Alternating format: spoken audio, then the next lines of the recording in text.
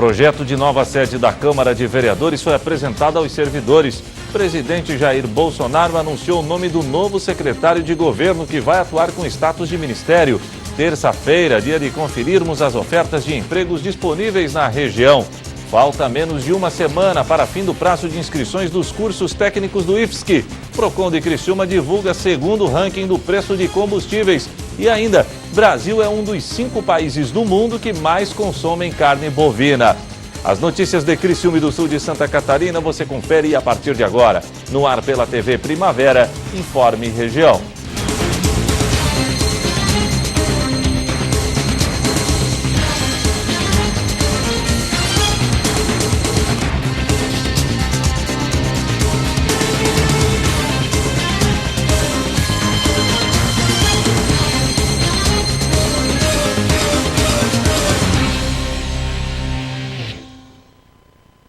Hoje, terça-feira, dia 27 de novembro de 2018. Para você que sintoniza a tela da TV Primavera, uma boa noite.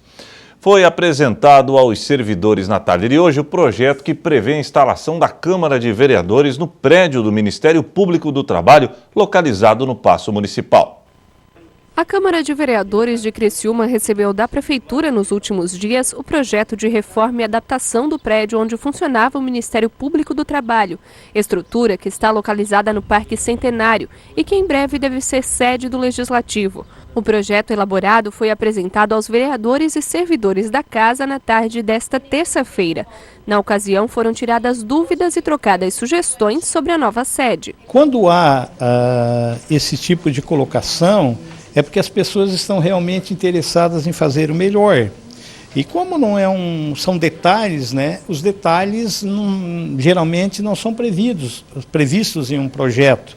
Então esses detalhes, evidentemente, eles se acomodam a partir do momento que a gente começa realmente a fazer as reformas e começar a montagem das estruturas internas. O responsável técnico do projeto é o arquiteto André Luiz Laitano. Ele contou ainda com a atuação da arquiteta Natália Fabres, que foi quem mostrou o projeto aos servidores. Ela explica que o que foi apresentado aqui não é definitivo. Ele é um projeto ainda que está em fase de anteprojeto, ele ainda está sendo estudado. Nós estamos em fase agora de projetos complementares que podem ocorrer mudanças ainda no projeto. Ele é uma ideia inicial já aprovada com todas as... Ele contempla todo o programa de necessidades, mas ele ainda pode ter alterações no decorrer de fase executiva. O projeto mantém a atual estrutura, onde antes funcionava o Ministério Público do Trabalho, que será reformada para receber o setor administrativo da Câmara. Além disso, o prédio será ampliado para contemplar os outros setores. Ele vai ser readequado para um novo uso. Ele vai ter algumas divisórias demolidas, outras abertas, para a gente fazer uma readequação do uso para virar a parte administrativa e construir somente gabinetes e plenários. Após os devidos ajustes, o próximo passo é a elaboração dos projetos complementares e licitações. O mais importante é que o projeto está pronto, acabado, e a partir daí, como nós havíamos nos comprometido com os servidores e com os vereadores, nós fizemos a apresentação primeiro a eles, né? E a partir de agora a gente começa a fazer a licitação dos projetos complementares, que é o projeto estrutural, hidráulico, elétrico, enfim, agora é para as licitações. O presidente da Câmara explica que os vereadores foram em busca do espaço depois que o Ministério Público do Trabalho deixou o prédio. Na ocasião, os parlamentares receberam a sinalização positiva da Superintendência de Patrimônio da União do Estado quanto à destinação do imóvel. Estamos aguardando, recebemos um e-mail essa semana do Patrimônio da União. Eles estão em fase de confecção dessa cessão de uso. Acreditamos que até o final do ano o município já tem a posse desse imóvel. Hoje a Câmara de Vereadores funciona no centro profissional. Todos os gabinetes dos vereadores estão distribuídos em vários andares e no 6º andar funciona o setor administrativo. Com a mudança para uma sede própria, tudo isso deve funcionar em um só lugar, o que significa economia e também um marco na história da Casa Legislativa. Em números, ela representa uma economia em torno de R$ 500 mil por mês. O símbolo político que representa a Câmara de Vereadores, ela representa o tamanho de uma cidade e o espírito de um povo, né? Então a construção dessa Câmara, ela não tem só um valor econômico, pecuniário, ela tem um valor de representatividade para a sociedade criciumense. Porque não podemos esquecer que o poder legislativo é o poder que dita as regras de conduta para o cidadão criciumense. Então, muito além do valor econômico, que é importante, existe a simbologia de um município da pujança de Criciúma ter uma Câmara de Vereadores digna de seu povo. O presidente Jair Bolsonaro anunciou o nome do novo secretário de governo que vai atuar com status de ministério. Bolsonaro viajou hoje para Brasília e voltou a se reunir com sua equipe de transição.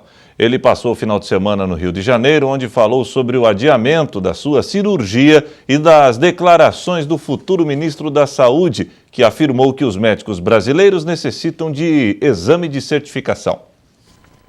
Nesta segunda-feira, o presidente eleito anunciou o nome do novo secretário de governo, que vai atuar com o status de ministro, o general de divisão Carlos Alberto dos Santos Cruz. Ele é o 4º militar indicado para integrar o futuro governo. A pasta cuida da articulação do governo com o Congresso. Carlos Alberto dos Santos Cruz é gaúcho e já comandou as missões de paz da ONU no Haiti e na República Democrática do Congo. Também chefiou a Secretaria Nacional de Segurança Pública durante parte da gestão do presidente Michel Temer. Ao todo, Jair Bolsonaro já escolheu 15 ministros. Nesta terça-feira, ele retorna a Brasília e volta a se encontrar com sua equipe de transição.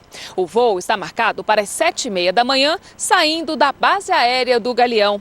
Enquanto isso, no gabinete de transição, a equipe continua trabalhando com os dados que recebeu do atual governo. A previsão é que entre o dia 15 e o dia 20 de dezembro seja realizada uma reunião para apresentação dos projetos que serão implementados no país e daqueles que serão paralisados. Bolsonaro passou o final de semana no Rio de Janeiro. No domingo, ele participou de um encontro com comandantes, professores e monitores na escola onde se formou em Educação Física. O presidente eleito recebeu medalha Mérito Esportivo. No local, ele conversou com jornalistas. Disse que espera ter a formação do ministério até o fim do mês. Questionado se estava ouvindo os partidos para definir os nomes, ele afirmou que não. Eu espero até o final do mês ter resolvido essa questão do ministério.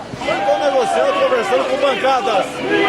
E as bancadas é que estão indicando alguns ministros, não o partido. O presidente eleito falou ainda sobre os comentários do deputado Luiz Henrique Mandetta, confirmado para o cargo de ministro da Saúde. Mandetta disse ser favorável que os médicos brasileiros também façam exame de certificação. Para Jair Bolsonaro, exames como o Revalida para certificar médicos diplomados fora do Brasil não pode ser estendido a profissionais formados no país. Contra a Revalida para médico brasileiro, ok? Ele está sugerindo o Revalida até com certa periodicidade. Eu sou contra que vai desaguar na mesma situação que acontece com a OAB.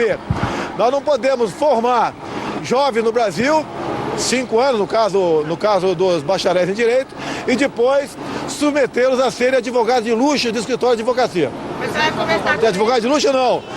Boys de luxo e advogados de escritório de advocacia. Em nota, Luiz Henrique Mandetta respondeu dizendo que concorda com Bolsonaro, mas que não se trata de fazer um revalida para médicos brasileiros, que a ideia não é fazer na medicina o que já ocorre na OAB, que o recém-formado faz a prova e, se não passar, não pode exercer a profissão. Ele garante que o objetivo é cobrar uma capacitação continuada. Trata-se, segundo Mandetta, de monitorar a capacidade e capacitar os médicos em toda a vida profissional. Segundo ele, de tempos em tempos, os médicos se apresentariam no Conselho de Medicina para demonstrar suas habilidades. No sábado, Jair Bolsonaro participou do aniversário de 73 anos da Brigada da Infantaria de Paraquedistas. Bolsonaro comentou sobre a maior crise de refugiados já enfrentada pelo país.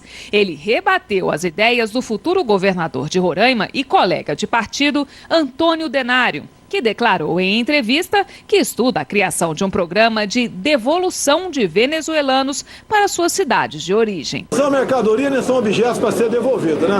Nós devemos, se tivesse um governo democrático, há algum tempo, né? Nós temos tomado providências outras, como por exemplo, excluído do Mercosul pela cláusula democrática ou sequer entrado no Mercosul pelas mesmas cláusulas democráticas. A Venezuela não pode ser tratada como um país democrático. Talvez campo de refugiado, talvez. E tem que ser tratado dessa maneira. E outra coisa, fazer um rígido controle. Porque gente que está fugindo da fome e da ditadura, tem gente também que nós não queremos no Brasil. Ainda durante o evento, Bolsonaro falou sobre o adiamento da sua cirurgia para a retirada da bolsa de colostomia, que seria agora, no início de dezembro. Mas, por causa de uma pequena inflamação, os médicos preferiram adiar a cirurgia. A previsão é que ele retorne a fazer exames no dia 19 de janeiro e opere no dia 20. Bolsonaro afirmou que fará o procedimento se estiver em condições. Fiz uma nova avaliação, a recomendação, ou melhor, a decisão da equipe médica que tem à frente do Dr. Macedo, foi marcada dia 19 de janeiro, eu comparecer novamente lá em São Paulo. Se estiver em condições de, tendo em vista o grave caso de infecção ainda, eu opero dia 20, caso contrário será novamente adiado. Hoje, o futuro ministro da Justiça, Sérgio Moro, em coletiva, informou que irá criar a Secretaria de Operações Policiais Integradas. Segundo Moro, a secretaria terá como objetivo integrar os trabalhos das polícias estaduais com a Polícia Federal. Quem irá comandar a pasta é o delegado da Polícia Federal, Rosalvo Franco, ex-superintendente da Polícia Federal de Curitiba, no Paraná, e que atuou em operações da Lava Jato. A ideia é criar dentro do Ministério da Justiça e Segurança Pública uma Secretaria de Operações Policiais Integradas. A ideia da Secretaria é poder coordenar operações policiais a nível nacional. Hoje nós temos muitos grupos criminosos ou muitas atividades criminosas que transcendem as fronteiras estaduais. E essa ação precisa, muitas vezes, de uma coordenação a nível nacional. Isso já é feito, de certa maneira, dentro do Ministério da Segurança Pública, mas a criação de uma secretaria específica para isso é de todo oportuno na nossa avaliação. Moro também anunciou o novo diretor do Departamento Penitenciário Nacional, o DEPEN, o também delegado da Polícia Federal, Fabiano Bordinon. A seguir, Procon de Criciúma divulga segundo ranking do preço de combustíveis.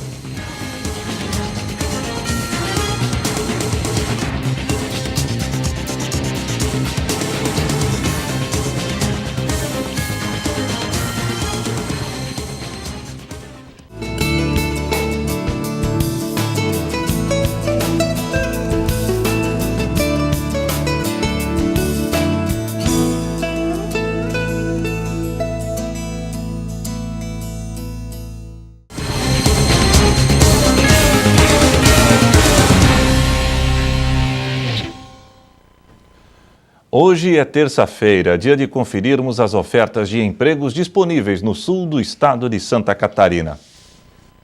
Estagiário remunerado para atuar em clínica médica em Içara, designer de sobrancelhas, auxiliar de faturamento, técnico eletrônico, eletricista, auxiliar eletricista, gestor de unidade, auxiliar de expedição, auxiliar mecânico, vendedora, almoxarife, ajudante de vidraceiro, assistente contábil, técnico em informática para trabalhar com impressoras, auxiliar de produção, caixa, soldador, teleatendimento, frentista, assistente de marketing, vendas internas, vendas externas, auxiliar financeiro, agente de dedetização, lubrificador, lavador, auxiliar de cobrança, auxiliar de produção, ajudante de impressão, balconista de padaria, cozinheiro, atendente de lanchonete, auxiliar de cozinha, balconista de farmácia com experiência, administrador, técnico em segurança no trabalho. Interessados devem buscar mais informações através do site da Associação Comercial Industrial de Criciúma, ASIC, www.acicri.com.br, na aba Banco de Talentos. Está terminando o prazo de inscrições para interessados em realizar os cursos técnicos do Instituto Federal de Santa Catarina. Há vagas para Criciúma, Tubarão e Araranguá. O Instituto Federal de Santa Catarina, o IFSC, está com inscrições abertas para os cursos técnicos destinados a quem estuda ou já concluiu o ensino médio. O prazo de inscrições encerra no próximo domingo, dia 2 de dezembro. Na região sul do estado, há vagas nas unidades de Araranguá, Criciúma e Tubarão. Todos os cursos são gratuitos e têm início no primeiro semestre de 2019. No campus Araranguá, as oportunidades são para os cursos técnicos em eletromecânica, têxtil e produção de moda. Para ingressar nestes cursos, o candidato deve ter concluído o primeiro ano do ensino médio, até a data da matrícula. No campus Criciúma, as vagas são para os cursos técnicos em edificações, eletrotécnica e meio ambiente. Edificações e eletrotécnica são para quem já concluiu o ensino médio. No caso do técnico em meio ambiente, o candidato deve ter concluído o primeiro ano do ensino médio. Já no campus Tubarão, são 2 cursos. O técnico em desenvolvimento de sistemas, que é destinado a quem já concluiu o primeiro ano do ensino médio, e o técnico em eletrotécnica, que é pós-médio. As inscrições devem ser feitas pela internet, no endereço sistemadeingresso.ifsc.edu.br. Não há taxa de inscrição e a seleção é feita por sorteio público. A divulgação dos sorteados será feita no dia 7 de dezembro e a matrícula dos candidatos selecionados em primeira chamada deverá ser feita entre os dias 10 e 12 de dezembro. O Procon Criciumense divulgou hoje o segundo ranking com os preços dos postos de combustíveis da cidade. Acompanhe na reportagem da jornalista Débora Correia. Quem abasteceu o veículo nos últimos dias em Criciúma teve uma boa surpresa. A gasolina, por exemplo, apesar de ainda estar acima dos R$ 4,00, teve uma boa redução nos preços. Coincidência ou não, essa redução aconteceu depois que o Procon divulgou, na última semana, o primeiro ranking de preços da gasolina, diesel e etanol na cidade. Após a primeira divulgação do nosso ranking, o preço do combustível baixou, né? Estava a R$ 4,09 a gasolina comum e baixou para R$ 4,01, a mais barata. Então teve essa oscilação, os preços baixaram, realmente os postos estão se conscientizando, estão percebendo que essa redução que a Petrobras deu de quase 30% tem que chegar alguma coisa no posto de combustível e tem que chegar principalmente nas bombas. O consumidor ele tem o direito de receber esse desconto e é isso que o Procon está fazendo. Essa queda no preço nos últimos dias está registrada na segunda pesquisa feita pelo Procon, divulgada nesta segunda-feira. O ranking mostra uma redução em todos os combustíveis. E a oscilação de preços entre os postos pode interferir muito no orçamento do consumidor. Se você abastecer o seu automóvel com 50 litros da gasolina comum a R$ 4,01, né, você vai ter uma economia de R$ 14,00 se você abastecer com a gasolina mais cara. E isso impacta diretamente no orçamento do consumidor. Para quem ganha um salário mínimo, R$ 14,00 faz falta no final do mês. A pesquisa é inédita em Santa Catarina. O coordenador do Procon explica que assim que o ranking foi lançado, a ideia era repetir a proposta mensalmente, mas agora a frequência deve ser maior. Nós vamos continuar. A princípio, a gente iria fazer uma pesquisa mensal, mas de acordo com o barril do petróleo que varia semanalmente e o preço do dólar que varia diariamente, né, nós vamos fazer a pesquisa semanal para a gente ter o valor bem aproximado do real. A gente divulgou a pesquisa ontem, né, e vamos continuar fazendo a pesquisa semanalmente, só não vamos dar o dia se é no início, no meio ou no final da semana, até para os postos não se prepararem. Nós vamos fazer uma vez por semana, mas sem identificar o dia se é no início, no meio ou no final, e esse ranking está influenciando diretamente nos preços dos combustíveis aqui em Criciúma. A pesquisa completa está disponível no site do Procon, o criciúma.sc.gov.br/Procon.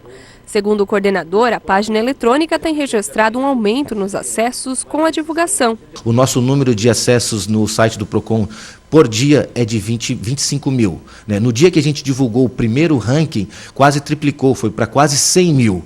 acessos no nosso site do PROCON. Então isso reflete a pesquisa que o consumidor tem vontade de saber. Além da pesquisa realizada, o PROCON de Criciúma tenta entender também por que a redução no valor dos combustíveis nas refinarias, anunciada pela Petrobras nos últimos meses, não chega em sua totalidade nos postos de combustíveis. A resposta deve ser dada nos próximos dias. No acumulado, as reduções ultrapassam 30% no preço nas refinarias desde setembro. São em torno de 3,5% anunciados nesta semana e mais de 27% que já haviam sido anunciados antes. Essa redução a gente faz o acompanhamento diário, direto no site da ANP e da Petrobras, né? Essa redução de 3,5% ainda não está nessa conta que a gente falou anteriormente de 27% que a Petrobras já anunciou desde setembro, né? Nós enviamos um ofício para o Sindipetro, que é a classe patronal dos representantes dos postos de combustíveis. Eles nos explicaram que essa redução de quase 30%, ela acaba se diluindo até chegar à bomba, porque a Petrobras passa para a refinaria passa para as distribuidoras e as distribuidoras passam para os postos. Aí os postos têm que passar para os consumidores. E esses 30% acabam se diluindo nesse meio do caminho. Então a gente está chamando o sindicato para eles nos explicarem oficializar por que essa redução não está chegando nas bombas dos combustíveis, até para a gente poder dar o poder da palavra para eles se defenderem também, né? Porque muitas vezes o consumidor acha, não, os postos são os culpados, mas a gente tem que escutar o outro lado também. Então a gente deu essa oportunidade, eles vão vir entre quarta ou quinta-feira aqui em Criciúma para explicar e documentar o porquê que essa redução não está chegando aqui nos postos de combustíveis em Criciúma. A seguir, Brasil é um dos 5 países do mundo que mais consomem carne bovina.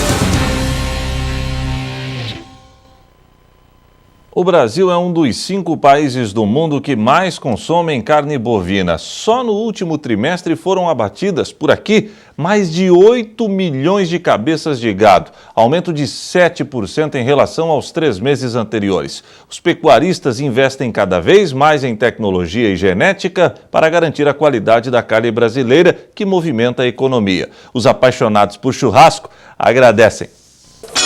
Quando a chapa esquenta é difícil resistir. Ao cheiro, à aparência, ao sabor. Alcatra. Picanha no alho. É a suculência, né? A aparência também, então tá tudo 100%. Mais sabor nas refeições.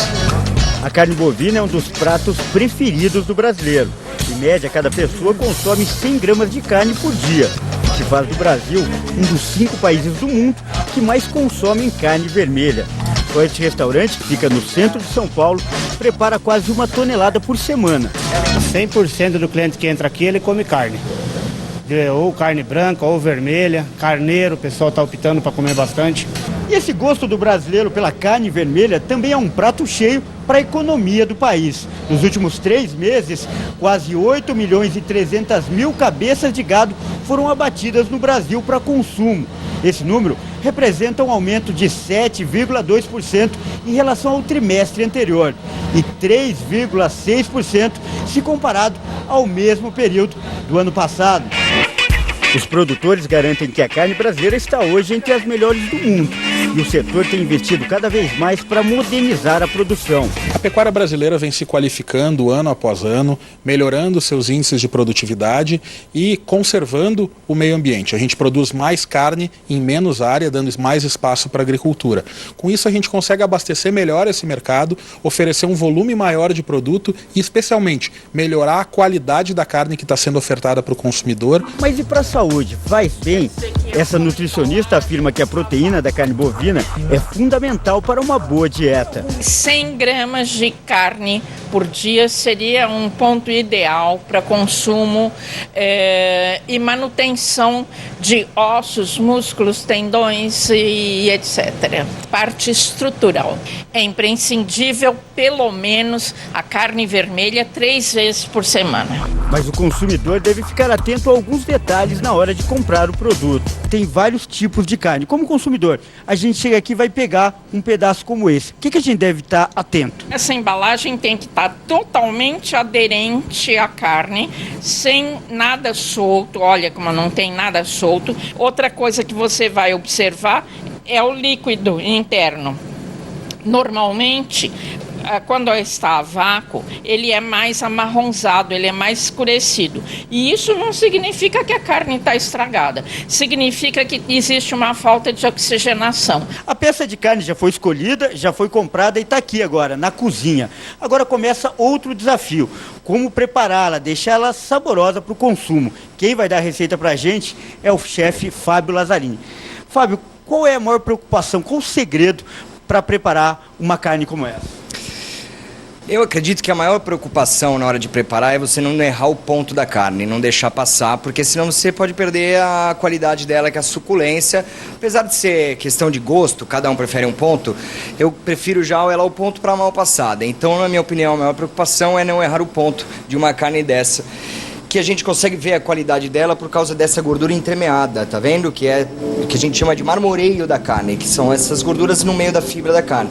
Quanto maior isso, maior o grau de maciez e suculência dela. Então eu vou dar algumas dicas assim pra gente não errar o ponto. Outra dica importante, na minha opinião, é botar o sal somente na hora do preparo. Só uma pincelada, nada demais.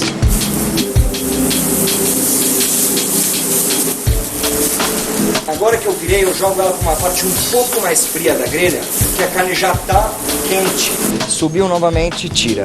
Não tem erro. Então a carne vira uma vez só para ficar o ponto. Olha, o cheiro tá ótimo, mas a aparência também. Ficou boa? Vamos ver, vamos ver. Toma aqui. Prova aí e me diga o que você achou. Abre a boquita. Bom? Deliciosa, macia. Provar também. Ela desmancha na boca. É desse jeito que o brasileiro gosta, quando tudo acaba em churrasco.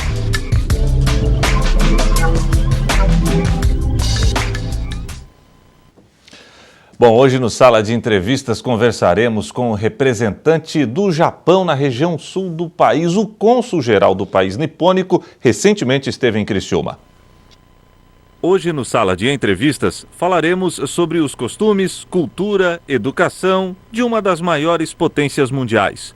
O cônsul-geral do Japão no Brasil aceitou nosso convite e participou do Sala de Entrevistas. Eu sou responsável pela região sul, né? Então, eu trabalho em várias coisas na região sul. A gente analisa política econômica, economia também. Principalmente, a gente trabalha com a comunidade japonesa aqui, fazemos intercâmbio cultural também. Todas as coisas fazemos. Bom, o sul do Brasil é a região que mais tem a colônia japonesa? Não, a maior colônia japonesa fica no estado de São Paulo. Ah, no São Paulo. Mas a segunda maior colônia japonesa fica no Paraná. No Paraná, é? Paraná tem 150 mil descendentes japoneses. Uau! E no mundo inteiro, 3 milhões e 600 mil habitantes japoneses, né? Descendentes japoneses. E 2 milhões e 100 fica na América Latina.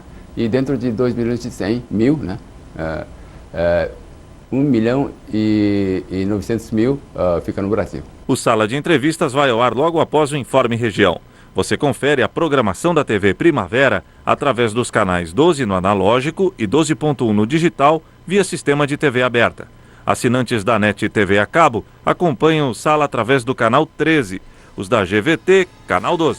Bem, meu nome é Hajime Kimura, sou cônsul-geral do Japão em Curitiba, responsável pela região sul. Na terça-feira eu estarei aqui na TV Primavera.